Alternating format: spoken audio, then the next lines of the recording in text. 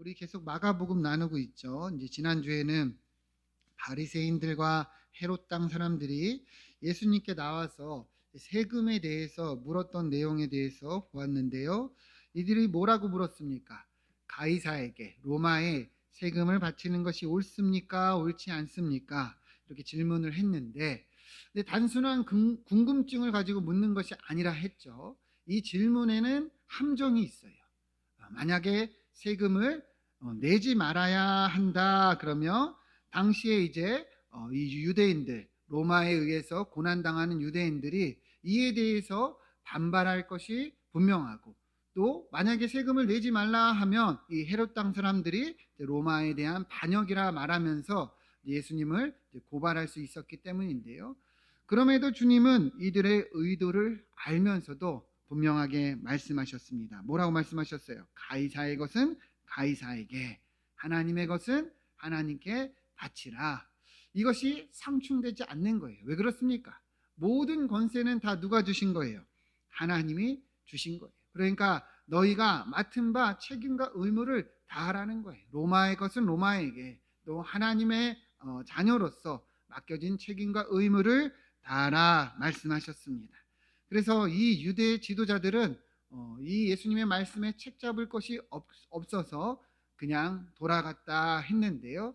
오늘은 이제 또 다른 부류들이 나와가지고 예수님께 질문을 하는 그러한 내용입니다. 우리 18절 말씀을 보면 예수님께 나온 그 부류가 누구냐면, 잘 보시면 누가 나왔어요? 부활이 없다 하는 사두개인들이 와서 또 예수님께 질문을 하고 있는 거예요.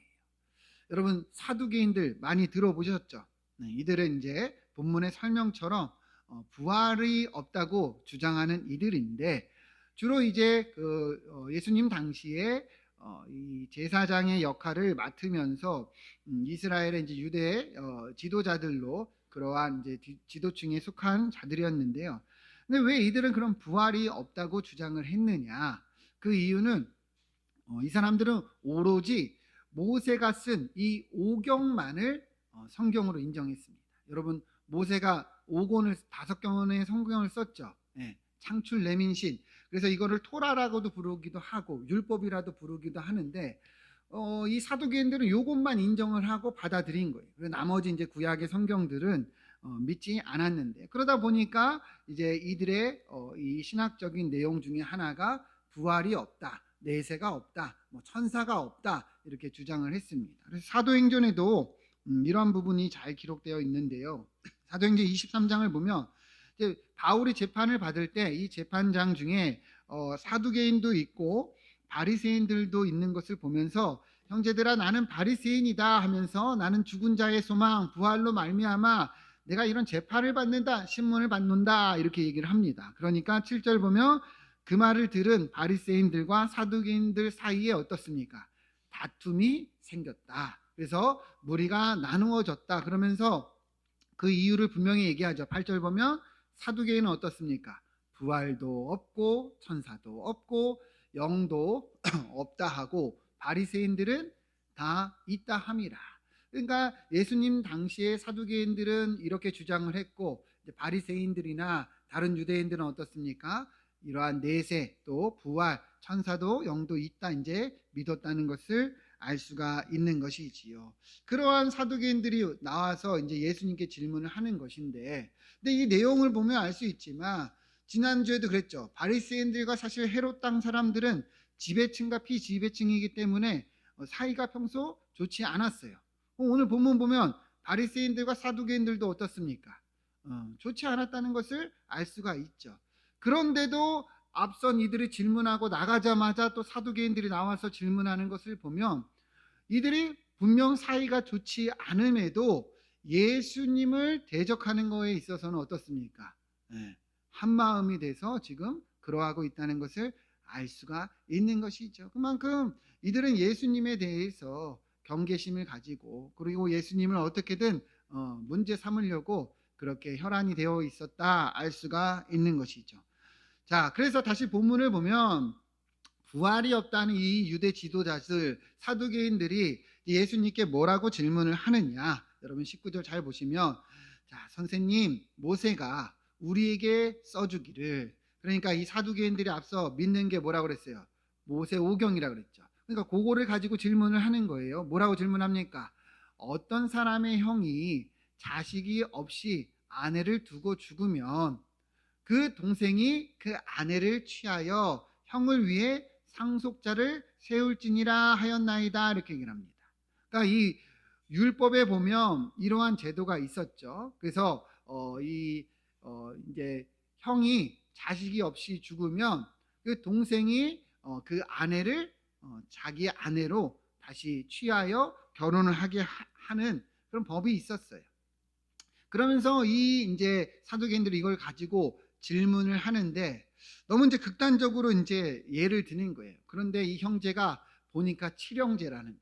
그래서 마지가 첫째가 그러다가 죽었고 상속자가 없이 죽고, 또 그 다음에 21절 보면 둘째도 그렇게 죽었어요. 이 여자를 아내로 취했는데 상속자가 없이 또 죽었다는 거예요. 그렇게 셋째도 죽고 다 일곱도 죽고, 그리고 마지막에 이 여자도 죽었는데, 자, 잘 보세요. 이들이 이렇게 질문하는 의도가 뭐냐면 23절이에요. 그래서 일곱 형제와 이 여인이 다 결혼을 했다는 거야, 안 했다는 거야? 결혼을 했다는 거죠. 그죠? 그러면 나중에 부활 때에는, 그들이 살아날 때에는 이 여인은 누구의 아내가 되겠는가? 이것을 묻는 거예요. 사실 이 법은 신명기에 기록된 법인데, 신명기 25장 5절 6절 보면 형제들이 함께 사는데 그중 하나가 죽고 아들이 없거든. 그러니까 결혼을 했는데 아들이 없이 죽으면 그렇게 타인들에게 시집가지 말고 남편의 형제 중에서 그 여인을 아내로 맞아서 그 의무를 다해라. 그래서 6절 보면 형제의 이름을 잊게 하고 이스라엘 대에서 끊어지지 않게 할 것이다, 이렇게 말씀하고 있습니다. 이 법을요 형사치수법 또는 계대혼인법이라고도 하는데, 사실은 이제 대를 잇게 하는 것도 중요한 목적이었지만, 왜 하나님이 이런 법을 주셨냐면은 당시에 이 여자는 만약에 남편이 죽으면 홀로 이제 살아가야 되는데, 아들이 없이 만약에 홀로 살아가다면 남자가 없이는 살 수가 없는 시대였어요. 그래서 여자 혼자, 제가 예전에 룻기서에서도 얘기를 한 적이 있지만 사회 활동을 하기가 어렵고 더욱이 생산 활동도 하기가 어렵기 때문에, 그래서 그러한 여인들, 이런 미망인들, 과부들을 보호하기 위해서 이 법을 허락해 주신 거예요. 그래서 이런 법을 이제 앞서 얘기한 것처럼 모세 율법에 기록이 되어 있는데, 근데 잘 보세요. 그런데 이 모세의 율법만 믿는 사두개인들은 이 법을 보면서 무슨 생각을 한 거예요? 앞서 예를 들면서, 그러면 부활하면 누구의 아내가 되겠는가? 이제 이런 생각이 들기 시작한 거죠. 그러다 보니까 아무리 봐도 이해가 되지 않는 거예요. 그래서 뭐라고 말하고 있는 거예요? 부활이 없다, 이렇게까지 주장을 하게 된 거죠. 만약에 이제 부활하게 됐는데 이 여인이 그럼 누구의 아내가 되겠는가? 칠형제 중에 누구 아내가 될까요, 여러분?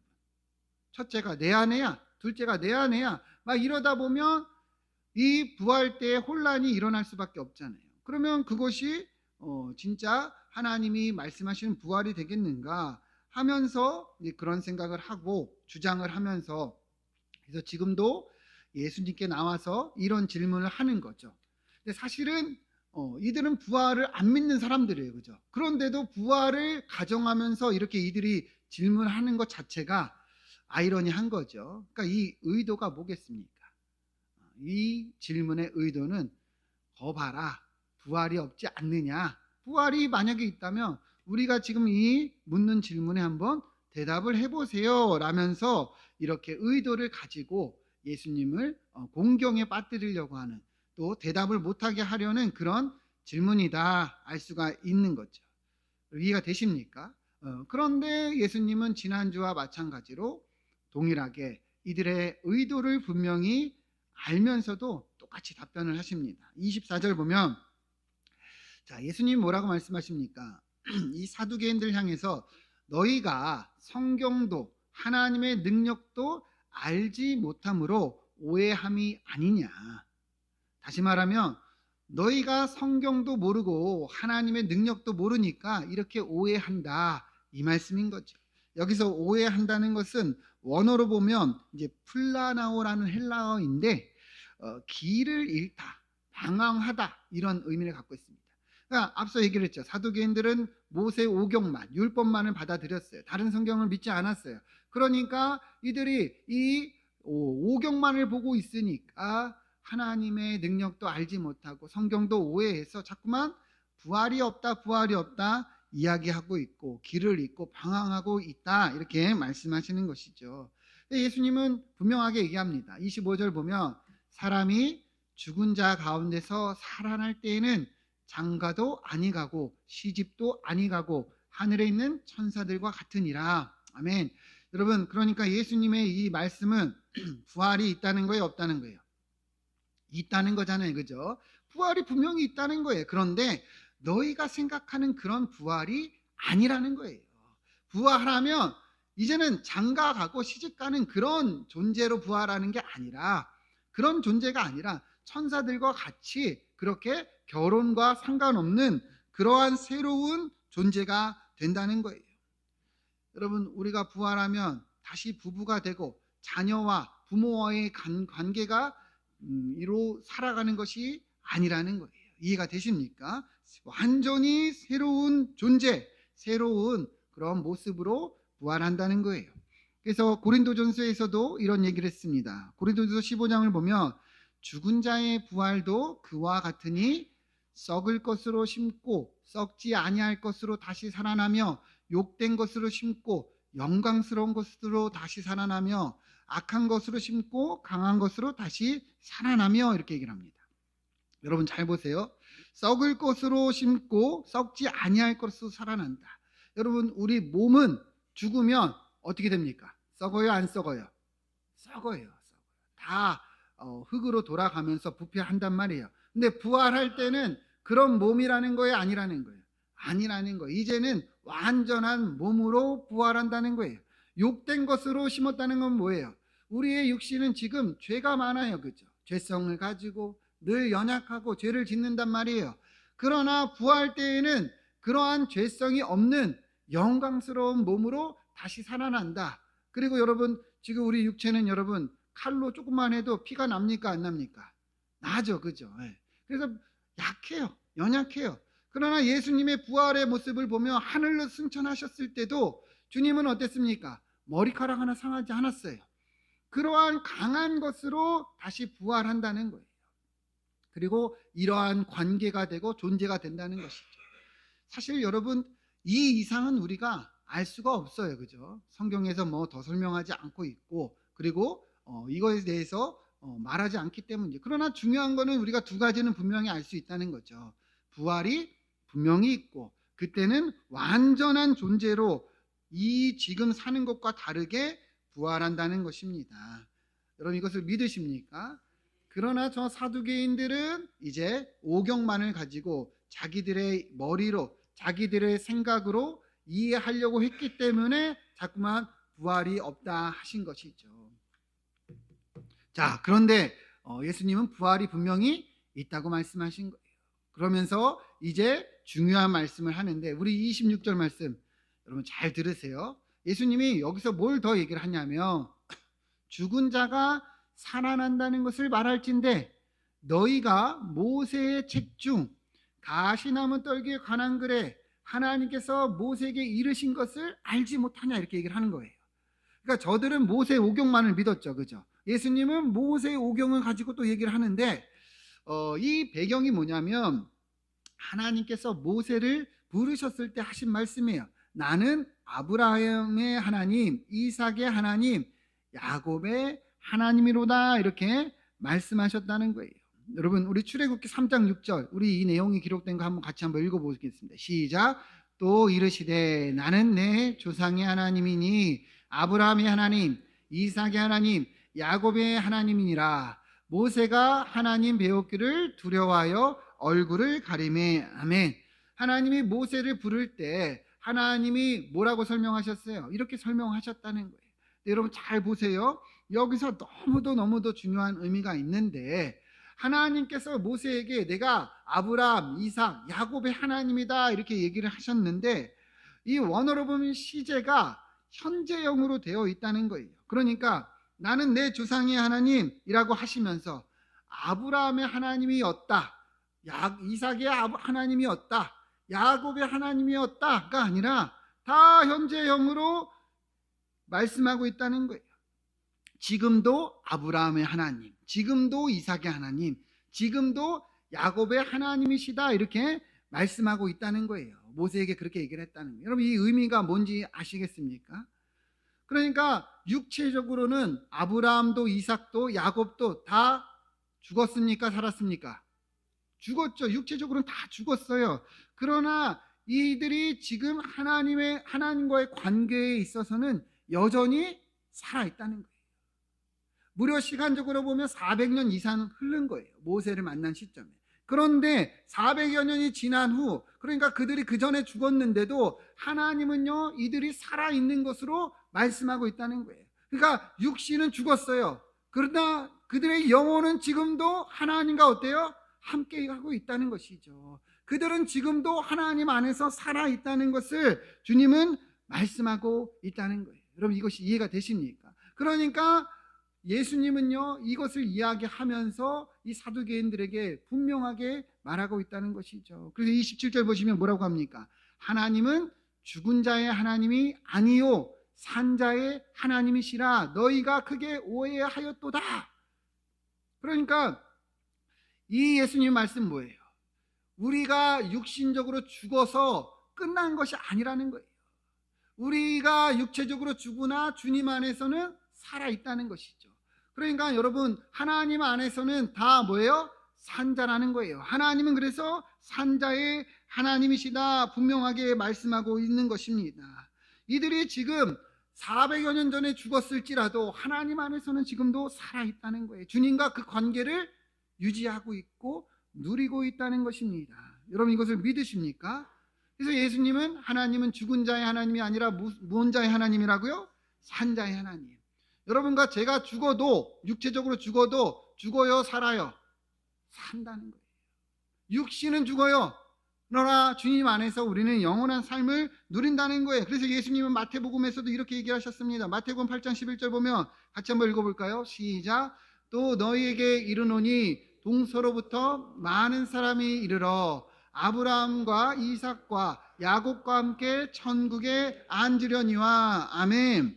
이 의미는 많은 열방이, 많은 이방인들이 주님께 나올 것이다, 구원받을 것이다, 그런 의미예요. 동서로부터 많은 이방인들이 이제 하나님 안에 들어올 것인데, 자, 여기서 이야기하는 게 뭐예요? 그들이 들어올 때 누구와 함께 있대요?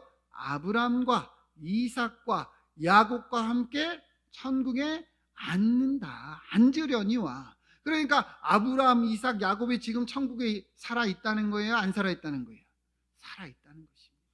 여러분, 이 의미를 믿으십니까? 그러니까 예수님은 그렇게 내세도 없고 부활도 없고 그리고 영도 없다 주장하는 이 사두개인들에게 이러한 내세가 분명하게 있다는 것을 특별히 모세가 쓴 이 출애굽기의 말씀을 가지고 증명하고 있다는 거예요.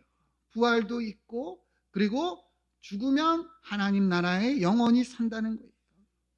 그래서 주님 안에 있는 자들은 어떻다 말합니까? 계시록을 보면 이렇게 얘기를 합니다. 주 안에서 죽는 자들이 복이 있도다. 요한계시록 14장 13절 보면 또 내가 들으니 하늘에서 음성이 나서 이르되 기록하라. 지금 이후로 읽어볼까요? 주 안에서 죽는 자들은 복이 있도다. 아멘. 왜 그럽니까? 성령이 이르시되 그러하다 그들이 수고를 그치고 오시리니 이는 그들의 행한 일에 따름이라 하시더라. 그러니까 이제는 어떻다는 거예요? 주님 안에서 영원한 안식을 누리는 이 천국에 있기 때문에, 이 삶을 누리고 있기 때문에 이제 주님 안에 죽은 자들은 오히려 복이 있다 이렇게 얘기를 하는 거예요. 이미 예수를 믿고 죽은 자들이 다 어떻습니까? 이러한 축복을 누리고 있다는 것을 성경은 분명하게 말씀하고 있다는 것이죠.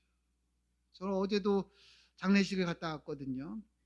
저희 이제 처가 또 둘째 할아버지가 돌아가셔가지고 이제 할아버지가 돌아가시고 그 동생이 이제 한 달도 안 돼서 또 돌아가셔서 갔다 왔는데 장례식은 언제 가도 슬퍼요, 그죠? 그러나 소망이 있는 것은 주님의 말씀이 우리에게 있기 때문입니다. 분명히 성경은 뭐라고 말하고 있어요? 주님 안에 영원한 이러한 생명이 있고 삶이 있다는 것이죠. 우리가 다시 천국에서 만난다는 거예요? 안 만난다는 거예요? 만난다는 거예요. 여러분, 아브라함과 이삭과 야곱만 만나겠어요? 우리도 다 만나는 거예요. 여러분, 옆에 분들 한번 보세요. 예, 한번 인사합시다. 천국에서도 봅니다. 이렇게 인사합시다. 천국에서도 봐요. 예. 뭐 지겹게 생각하시는 분들도 있겠지만 이게 얼마나 축복이냐는 것이죠. 우리는 그러기 때문에 소망이 있다는 거예요. 성도에게 있어서 죽음은요, 절망이 아니라는 거예요. 절망을 넘어 영원한 생명이 우리에게 있음을 성경은 분명하게 말씀하고 있다는 것이죠. 아무리 이 땅에서 힘들게 살았어도, 아무리 이 땅에서 가난하고 그리고 여러 가지 어려움과 공경을 겪었을지라도 주님 안에 있는 자들은 죽으면 영원한 안식을 누리며 하나님과 영원한 삶을 누린다, 성경은 말씀하고 있다는 것이죠.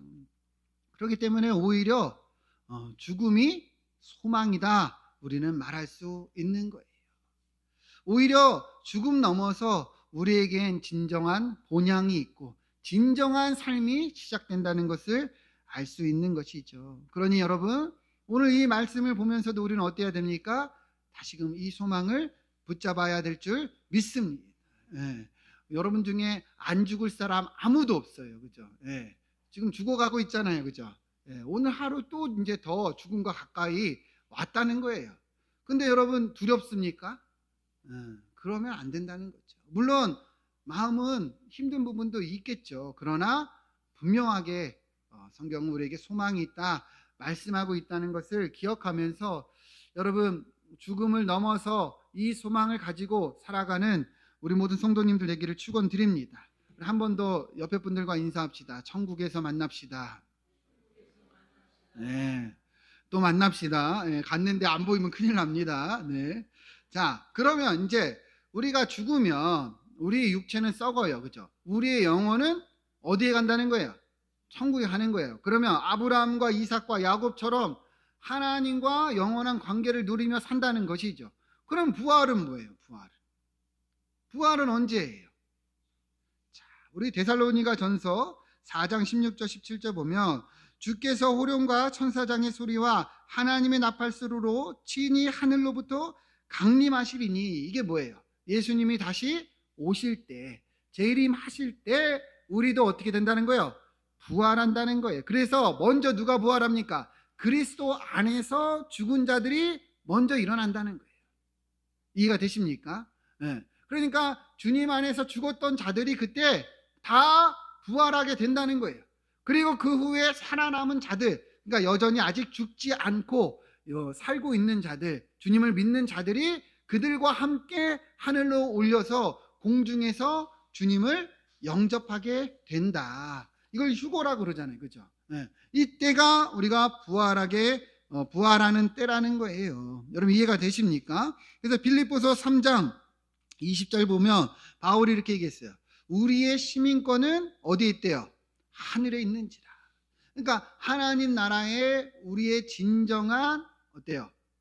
소속이 있고 진정한 정체성이 있다는 것이죠. 그런데 죽으면 천국에서 예수님을 기다리는 거예요. 그래서 주님이 다시 오실 때 우리가 이 낮은 몸이 주님의 몸처럼, 그렇게 부활의 몸처럼 영광의 몸으로 변하게 하시리라 말씀하고 있다는 것이죠. 여러분 이것을 믿으십니까? 네, 죽으면 우리의 육체는 썩어 부패합니다. 그렇게 시신을 땅에 묻었던지, 아니면 화장을 해가지고 유골함에 넣었던지, 아니면 바다에 뿌렸던지 강에 뿌렸던지 상관없어요. 주님이 다시 오실 때 우리의 몸이 어떻게 된다는 거예요? 부활하게 된다는 것입니다. 여러분 믿으십니까? 그러면 우리의 영혼이 천국에 있다가 우리의 육신이 부활하면서 이제는 예수님이 영화되신 것처럼, 부활하신 것처럼 우리도 그렇게 된다, 성경은 말씀하고 있다는 거예요. 그러니 그때는 이제는 어때요? 더 이상 눈물도 아픔도 슬픔도 없고, 이제는 더 이상 연약하고 그리고 죄를 짓는 그런 몸이 아니라 영광스러운 몸으로 하나님과 영원한 이 생명을 누리게 된다, 성경은 말씀하고 있는 것입니다.